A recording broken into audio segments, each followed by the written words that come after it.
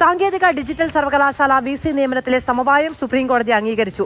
Vice ചാൻസലറായി നിയമിച്ചവരുടെ യോഗ്യതയിൽ ഒരു സംശയവുമില്ല എന്ന് ഗവർണറും സർക്കാരും. കുട്ടികളുടെ ഭാവി മുന്നിൽ കണ്ടാണ് ഇടപെട്ടത് എന്നും ഭാവിയിൽ ഗവർണറും സർക്കാരും തമ്മിൽ ചർച്ചകൾ നടക്കട്ടെ എന്നും കോടതി. ബി ബാലഗോപാൽ വിവരങ്ങളുമായി ചേരുകയാണ്.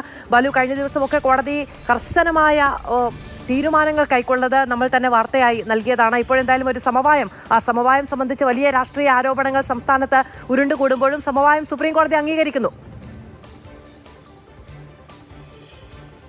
സമവായം സുപ്രീം കോടതി ഇന്ന് അംഗീകരിച്ചു. ഇതോടുകൂടി ഈ രണ്ട് സർവകലാശാലയിലെയും, അതായത് ഡിജിറ്റൽ സർവകലാശാലയിലെയും സാങ്കേതിക സർവകലാശാലയിലെയും വൈസ് ചാൻസലർ നിയമനവുമായി ബന്ധപ്പെട്ട തർക്കങ്ങൾക്ക് ഈ വിരാമമായിരിക്കുന്നു എന്നാണ് ഇന്ന് സുപ്രീം കോടതി വ്യക്തമാക്കിയിരിക്കുന്നത്. ഇന്ന് ഈ സംസ്ഥാന സർക്കാരിന് വേണ്ടി ഹാജരായ സീനിയർ അഭിഭാഷകൻ ജയ്ദീപ് ഗുപ്തയും അതുപോലെ തന്നെ ഈ ചാൻസലർക്ക് വേണ്ടി ഹാജരായ അറ്റോർണി ജനറലും ഈ സമവായമായ കാര്യം സുപ്രീം കോടതിയെ അറിയിക്കുകയാണ് ചെയ്തിരുന്നത്. തുടർന്ന് യോഗ്യരായവരെ അല്ലേ നിയമിച്ചതെന്ന് കോടതി ആരാഞ്ഞപ്പോൾ യോഗ്യരായവരെയാണ് നിയമിച്ചതെന്ന് സംസ്ഥാനവും അതുപോലെ തന്നെ ചാൻസലറും കോടതിയിൽ വ്യക്തമാക്കുകയും ചെയ്തിട്ടുണ്ട്.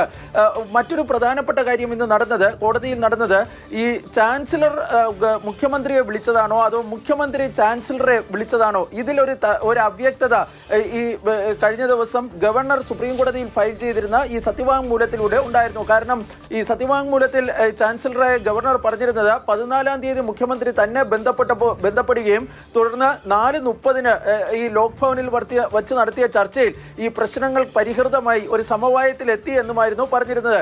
ഇന്ന് ഈ സത്യവാങ്മൂലത്തിൽ, അതായത് ചാൻസലർ നൽകിയ ഈ സത്യവാങ്മൂലത്തിലെ ആ ഭാഗത്തിനോട് സംസ്ഥാന സർക്കാർ സുപ്രീം കോടതിയിൽ എതിർപ്പ് അറിയിക്കുകയാണ് ഉണ്ടായത്. ഇതിൽ ഒരു മറുപടി സത്യവാങ്മൂലം ഫയൽ ചെയ്യാൻ വേണ്ടി, കാരണം ഈ അവാസ്തവമായ കാര്യം തിരുത്തുന്നതിന് ഒരു മറുപടി സത്യവാങ്മൂലം ഫയൽ ചെയ്യാൻ വേണ്ടി അനുവദിക്കണമെന്നും സംസ്ഥാനം സുപ്രീം കോടതിയിൽ ആവശ്യപ്പെട്ടിരുന്നു. പക്ഷേ പ്രശ്നങ്ങൾ പരിഹൃതമായ സാഹചര്യത്തിൽ ഇനി അതിന് ഒരു പ്രസക്തി ഇല്ല എന്നാണ് ഇന്ന് സുപ്രീം കോടതി വ്യക്തമാക്കുകയും ചെയ്തിരിക്കുന്നത്. ഇതിനിടയിൽ അറ്റോർണി ജനറൽ കോടതിയെ അറിയിച്ചത്, അതായത് സത്യവാങ്മൂലത്തിൽ നിന്ന് വ്യത്യസ്തമായി അറ്റോർണി ജനറൽ കോടതിയെ അറിയിച്ചത് മുഖ്യമന്ത്രിയെ ചർച്ചകൾക്കായി ഗവർണർ വിളിച്ചു എന്നാണ് അദ്ദേഹം ഇന്ന് കോടതിയിൽ വ്യക്തമാക്കുകയും ചെയ്തിരിക്കുന്നത്. അതോടുകൂടി ആ വിവാദവും ഏറെക്കുറെ കഴിഞ്ഞിരിക്കുകയാണ്.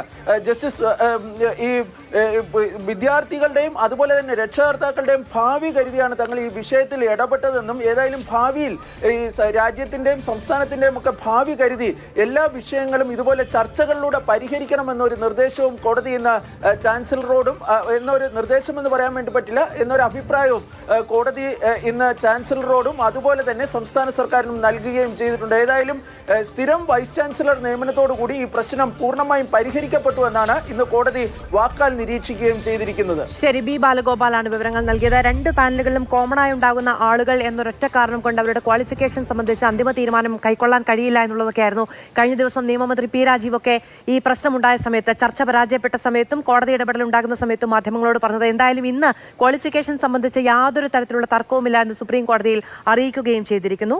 PM ശ്രീക്ക് പിന്നാലെ ഈ കാര്യത്തിലും സമവായത്തിലേക്ക് എത്തിയതിനെ തുടർന്നുണ്ടാകുന്ന രാഷ്ട്രീയ വിമർശനങ്ങൾ ഇവിടെ ഉണ്ടാവുകയും ചെയ്യുന്നു. ബി ബാലഗോപാലാണ് വിശദമായ വിവരങ്ങൾ നൽകിയത്.